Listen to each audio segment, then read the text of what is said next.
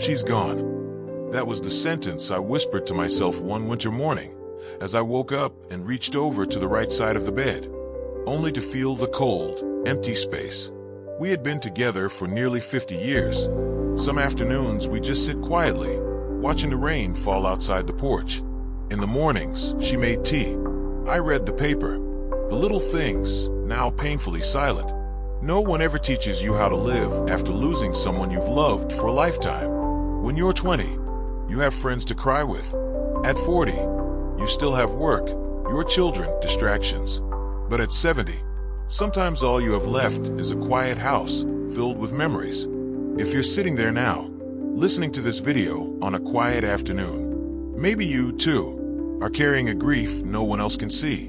And I want to tell you, you are not alone. Today, I want to share a story with you, not to help you forget the one you lost, but to remind you that even now, you still have a reason to keep going, gently, meaningfully. This is the story of Mr. George, an elderly man from Oregon. He only ever loved one woman, Elaine. They married in 1952 and lived in a small wooden cabin tucked in the trees. No children, no extravagance, just each other. Then, last September, Elaine passed away suddenly from a stroke. That morning, George brewed coffee like he always did. But when he called for her from the hallway, there was no answer. He didn't cry. He didn't scream. He simply pulled her chair closer to the window, the place where she liked to sit and listen to birds. Days passed. George spoke to no one. He stopped going to church, declined every invitation from his old veteran buddies. Every morning, he placed a cup of coffee next to that empty chair and watched it grow cold. Then one night, he found a small notebook under Elaine's pillow. On the first page, in her handwriting, it read, "If I go first, promise me you'll live for both of us.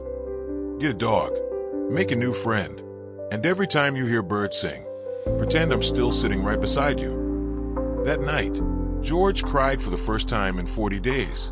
The next week, neighbors saw him walking a small dog through the woods. He named her Hope, and that once empty chair by the window was empty no more. Now maybe you're wondering, how do you stop your heart from aching every time you remember them? But here's the truth. You don't have to stop it. Grief doesn't need to be fixed. It just needs to be felt, because pain is proof that love was real. At this age, when everything has slowed down, sorrow becomes sharper. It hides in your meals, in your blanket, in the silence after turning off the radio. Sometimes, it makes you feel invisible. But please believe this. You are not invisible, and you are not the only one hurting. There are gentle ways to heal. Slow ways. Ways that don't rush you, but open up just enough space for light to come in. Try something small. Write a letter to the one you lost. Say what you didn't get to say. Tell them what hurts. Remember something funny. Let the page carry what your heart cannot. Create a new habit, something simple. A warm cup of tea each morning. A short walk in the afternoon. A song before bed. These rituals won't erase your grief, but they will give your days a shape again. Call an old friend. Someone who knew the two of you. Someone who still remembers your laugh. A single voice asking, "How have you been?" can soften even the hardest hour. Join a small community. Not a crowd. Just a class at the library. A weekly group at church. A book club or even a Zoom call. Human connection is medicine, especially in old age. And if none of that feels possible, then take care of something. A plant, a pet, or yourself. Feed yourself a good meal. Let yourself rest. Listen to music.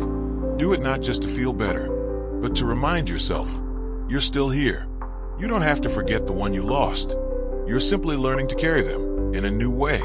And if you've ever asked yourself, what would they want from me now? Then maybe the answer is this. Asterisk, they'd want you to stay long enough to see the sunrise one more time. They'd want you to smile when you remember them, not cry. They'd want you to live this next chapter fully. For both of you, asterisk. So today, just start with one small thing. A deep breath, a hot drink, a quiet walk, and whisper to yourself, asterisk, I haven't forgotten them, but I'm learning how to live for them. Asterisk,